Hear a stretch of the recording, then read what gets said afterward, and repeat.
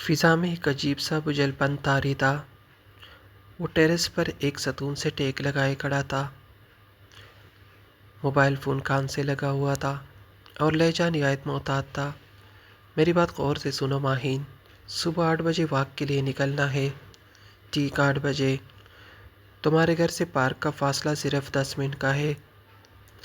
اس بار سامنے والے گیٹ سے اندر مت جانا۔ ہاں، وہیں سے جہاں سفیدے کے درخت ہیں۔ ہاں ٹھیک وہی کھڑی ہوں گی اور میں وہیں سے تمہیں پک کروں گا۔ 9 بجے تک کورٹ بھی کھل جاتا ہے۔ ایمبر خینہ اس نے تمام انتظامات کر رکھے ہیں، بس 1.5 گھنٹے کی بات ہے۔ آہٹ سن کر اس نے جلدی سے فون پر ہاتھ رکھ دیا۔ سائرہ بہن چلی آ رہی تھی۔ اس کی رکی ہوئی سانس باہر نکلی۔ بھیا، میں نے آپ کا کمرہ تیار کر دیا ہے، ساری صفائی خود کی ہے، رضیہ سے کچھ نہیں کروایا، بیڈ شیٹ اور پردے بھی بدل دیے ہیں۔ آپ دیکھ لیں، اگر کچھ اور کروانا ہو تو بتا دیجیے، نہیں شکریہ، تم جا کر سو جاؤ، باقی میں خود دیکھ لوں گا۔ پھر اس نے دوبارہ فون سے ہاتھ اٹھا لیا۔ کوئی نہیں تھا، چھوٹی سائرہ ہے، اس کو اعتماد میں لے رکھا ہے میں نے۔ یہاں تمہارا بہت ساتھ دے گی۔ اماں ابا بھی مزید UK میں ہی رکیں گے۔ طاہر بھائی کی بیوی کی ڈیلیوری کے بعد ہی واپس آئیں گے۔ تب تک کچھ نہ کچھ حالات سازگار ہی ہو جائیں گے۔ باقی تمہاری طرف کیا صورتحال ہے وہ تمہیں خود ہی دینی ہوگی۔ اچھا کیا ملازمہ آ رہی ہے؟ ٹھیک ہے، پھر بات کریں گے۔ اس نے فون بند کر دیا۔ 2-4 گہری سانسیں لی، شرٹ کا اوپری بٹن کھولا۔ تھوڑا سا سکون محسوس ہوا تو اپنے کمرے کا رخ کیا۔ دروازہ کھولا تو سحر زدہ رہ گیا۔ سارہ نے اس کی توقع سے بڑھ کر کمرے کو سجایا سنورا تھا۔ ہلکے گلابی رنگ کی بیڈ شیٹ بچھی ہوئی تھی اور اسی رنگ کے نفیس پردے کھڑکیوں پر لٹک رہے تھے۔ ایک طرف خوبصورت سی چھوٹی میز رکھی تھی جس پر نازک کرسٹل کا جگ اور گلاس رکھے تھے۔ ٹی وی لانچ سے 2 بیڈ کی کرسیاں بھی اٹھا کر لائی تھی جو بیڈ کی دوسری جانب رکھی گئی تھی۔ کمرے کی فضا خوشبوؤں سے معطر تھی۔ اس نے اشتیاق سے در و دیوار کو دیکھا اور مستقبل میں آنے والے حسین لمحوں کا تصور کر کے مسکرا دیا۔ پھر اس نے کمرے کو لاک کیا اور سونے کے لیے نیچے آ کر ٹی وی لانچ کا رخ کیا۔ صبح جلدی اٹھنا تھا۔ آنے والے وقت کا خیال کر کے ایک عجیب سی سنسنی پورے وجود میں پھیلتی جا رہی تھی۔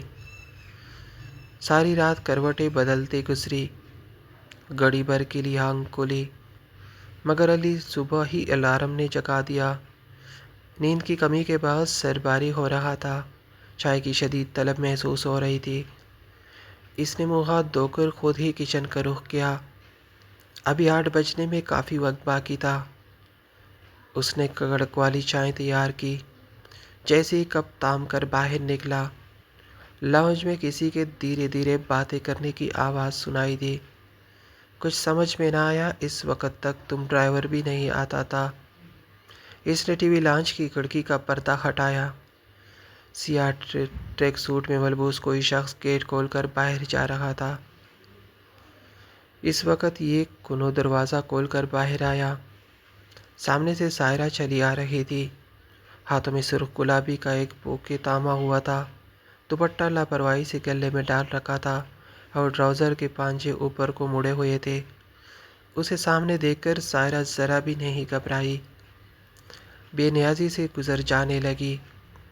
تو اس نے پکارا، سائرہ کون آیا تھا؟ باسط، میری برتھ ڈے تھی نا، تو وش کرنے آیا تھا۔ اس نے پورے اعتماد سے جواب دیا اور ایک طرف سے نکلتی چلی گئی۔ وہ وہیں کھڑا رہ گیا جیسے ساخت ہو گیا ہو۔ باسط بمشکل یاد آیا کہ وہ ابا کے ایک دوست کا بیٹا تھا۔ شاید اس کا رشتہ سائرہ کے لیے آیا ہوا تھا، مگر اماں ابا نے ابھی کچھ طے نہیں کیا تھا۔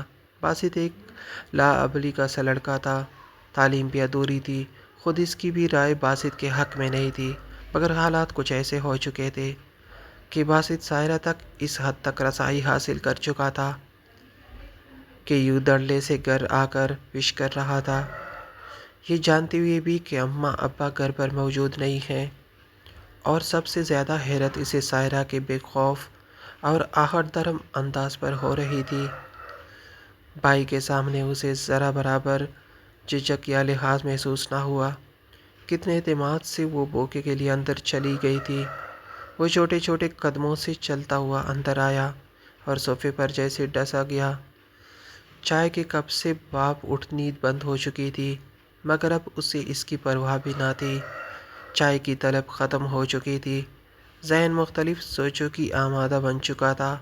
ادھر ماہین تیار ہو رہی تھی، جب موبائل کی بیپ سنائی دی۔ اسے ایک وائس میسج موصول ہوا: جان دل ماہین، میری بات غور سے سنو۔ کچھ فیصلے انسان صرف اپنی ذاتی خوشی کے لیے کرتا ہے، اپنے دل کی خواہش پر جان دل اپنی چاہت کے لیے۔ شاید اسی لمحے اسے صرف اپنی ذات سے غرض ہوتی ہے، مگر مسئلہ یہ ہے کہ انسان کی ذات محض ایک اکیلا وجود نہیں ہوتی، وہ بہت سے رشتوں سے جڑی ہوتی ہے، اور اس کے ہر فیصلے سے وہ سب رشتے متاثر ہوتے ہیں۔ مجھے بھی اس بات کا ادراک بہت دیر سے ہوا۔ ان لوگوں میں سے تھا جو پلٹ کر نہیں دیکھتے، مگر آج جب میں نے اپنی بہن کی آنکھوں میں اپنے لیے وہ پہلے والا احترام، لحاظ، سب کچھ غائب دیکھا تو میرے قدم ٹھٹک کر رہ گئے۔ میں اپنے فیصلے کے ممکنہ اثرات کے بارے میں سوچ کر کام کیا۔ میری طرح تمہاری بھی دو چھوٹی بہنیں ہیں، وہ بھی یقیناً اسی طرح متاثر ہو سکتی ہے۔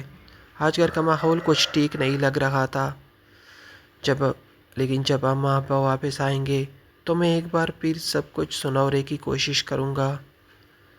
اگر تمہارا میرے ساتھ میرا امن نصیب میں ہوا تو ضرور ہوگا، اور اگر نہیں تو میں یہ مان لوں گا کہ ہماری زندگی کے سوال نامے میں یہ والا راستہ تھا ہی نہیں۔ مجھے امید ہے کہ تم بھی محبت، وفا، وعدے اور عہد کے ایک لمحے کے لیے ایک طرف رکھ کر ان رشتوں کے بارے میں ضرور سوچو گی جو تم سے جڑے ہیں۔ نیک تمناؤں کے ساتھ